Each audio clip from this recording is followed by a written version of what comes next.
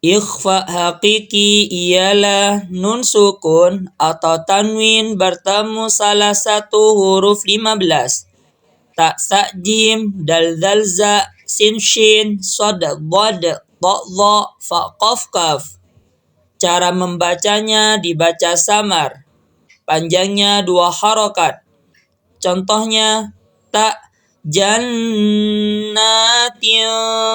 tajri, sa, sihabun saqibun, shihabun saqibun, jim, anjaynakum, dal, man dassaha, zal, sawaban zalika, zai, yawma idhin zurqan, sin, min, sijji.